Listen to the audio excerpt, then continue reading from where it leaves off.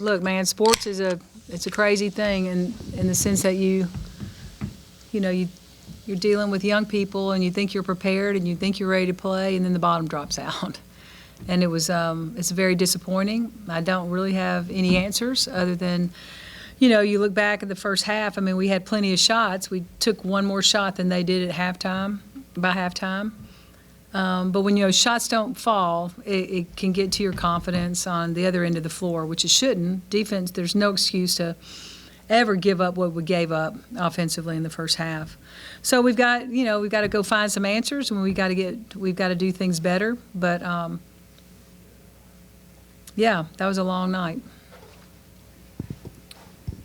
Yeah, adding on to that, it seemed like the first quarter you had the open shots to start against that zone. Yeah. And they just weren't dropping, and then Hidalgo turned it into a track meet.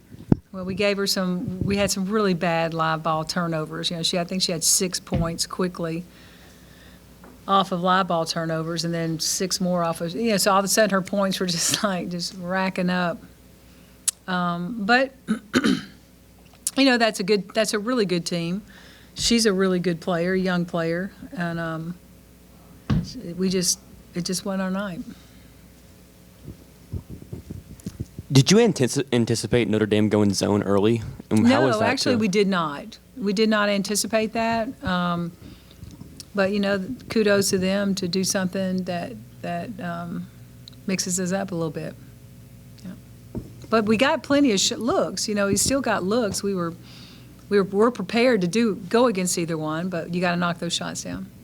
When you're down that much at half, what do you tell them to try to just get them, just get some sense of belief that, like, hey, the game's not over, you still got something to work for? Well, here. it was really, I thought that, as far as our mindset, our attitudes, our spirit, and it was, halftime was good. Look, man, you just got to start, chipping away a little bit. You just got to chip away. Our defense has to improve, and at the end of the day, you just got to knock shots down. This is basketball. So, but I thought we talked about doing some specific things, and it just went our night.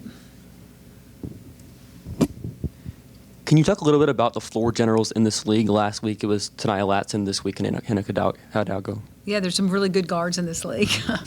Really, really good guards in this league, and they're hard to stop because they can all play off the bounce, which really challenges you defensively.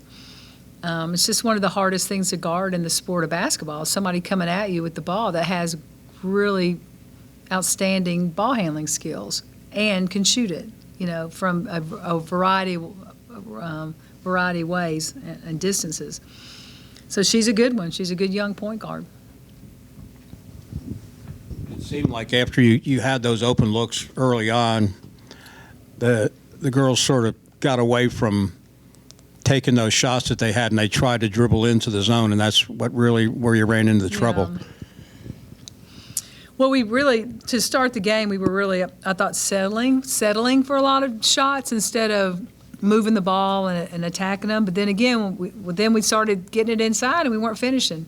Their size bothered us. We're not real big in there, and their size bothered us. Blackshear's back, coming off of that injury, and I don't know if that affected her shot or not, but it maybe her confidence or how hard she went or whatever. But, yeah, we couldn't shoot it anywhere on the floor. It was just, yeah.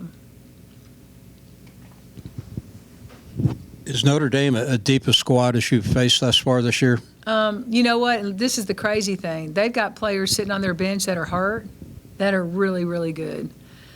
So they're playing. Hidalgo's really shouldering a load for them. And then, you've got the experience of a Citron and a Westbeld. And, they just – transfer too. Yeah, the DeWolf kid, but they were knocking down shots, and we weren't.